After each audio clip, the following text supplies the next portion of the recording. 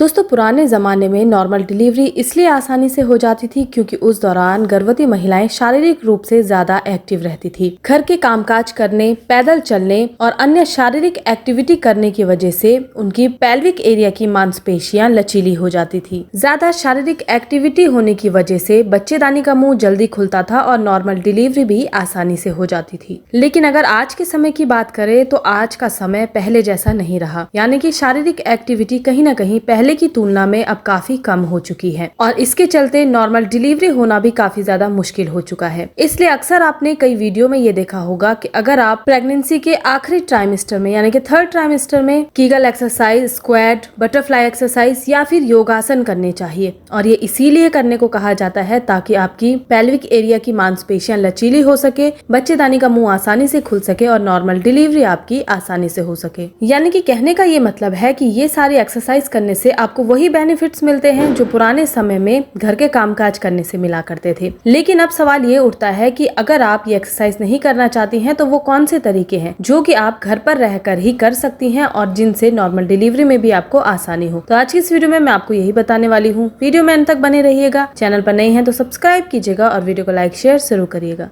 तो आइए दोस्तों अब जान लेते हैं कि आपको वो कौन से काम करने हैं जिनसे कि आपको नॉर्मल डिलीवरी में आसानी हो सके। तो सबसे पहला काम है आपको इस दौरान तेज कदमों से चहलकदमी करनी है। तो दोस्तों वैसे तो प्रेगनेंसी के दौरान वॉक करना, चहलकदमी करना, सुबह शाम टहलना आपके लिए काफी फायदेमंद होता है। लेकिन जब आप प्रेगनेंसी के 90वें महीने में पहुंच जाती हैं तो ऐसे में आपको सुबह शाम तेज कदमों से वॉक करनी है, लेकिन सावधानी रखकर ही आपको इस दौरान वॉक करनी चाहिए। तेज कदमों से चलने से आपके गर्भस्थ शिशु का वजन आपके पेल्विक एरिया पर पड़ता है और बच्चेदानी का मुंह जल्दी खुलने लगता है। इसके अलावा जब आप तेज कदमों से चलती हैं तो इससे आपकी पेल्विक एरिया की मसल्स मजबूत होती हैं और वो फ्लेक्सिबल होती हैं, जिससे कि आपको नॉर्मल डिलीवरी में दर्द कम होता है और जल्दी से आपकी नॉर्मल डिलीवरी हो जाती है, यानी कि नॉर्मल डिलीवरी में समय कम लगता है। दूसरा है सीढ़ियाँ चढ़ना। अक्सर प्रेगनेंसी के दौरान गर्भवती महिलाओं को सीढ़ियाँ चढ़ने से मना किया जाता है और इसके पीछे का ये कारण है कि अगर सीढ़ियों पर चढ़ते समय आप सावधानी नहीं रखती हैं तो ऐसे में आपको प्रॉब्लम हो सकती है। लेकिन जब आप 90वें महीने में आती हैं तो ऐसे में आपको सावधानी पूर्वक सीढ़ियां जरूर चढ़नी चाहिए। लेकिन सीढ़ियां चढ़ते वक्त आपको इस बात का ध्यान रखना है कि आपको हल्का आगे की ओर झुककर ही सीढ़ियां चढ़नी है। इससे आपके पेल्विक एरिया पर प्रेशर पड़ता है और बच्चा जल्दी से नीचे की ओर खिसकने लगता है, जिससे कि बच्चेदानी का मुंह खुलने में आसानी होती है। लेकिन सीढ़ियां चढ़ते वक्त आपको इस बात का ध्यान रखना है कि आपको घर के किसी सदस्य की मदद लेकर ही सीढ़ियां चढ़नी है, यानी कि उनकी रेख देख में ही आपको सीढ़ियां चढ़नी है, या फिर आप अपने पति की भी इस दौरान मदद ले सकती हैं। तीसरा है उकड़ू पोजीशन में बैठकर झाड़ू पोछा करना। प्रेगनेंसी के 90वें महीने में गर्भवती महिला घर के हल्के फुल्के काम कर सकती है और इस दौरान अगर आप उकड़ू पोजीशन में बैठकर झाड़ू पोछा लगाती हैं तो इसके आपको अनगिनत फायदे मिल सकते हैं। इस दौरान अगर आपको पैरों के भार बैठकर झाड़ू पोछा लगाने में दिक्कत हो रही है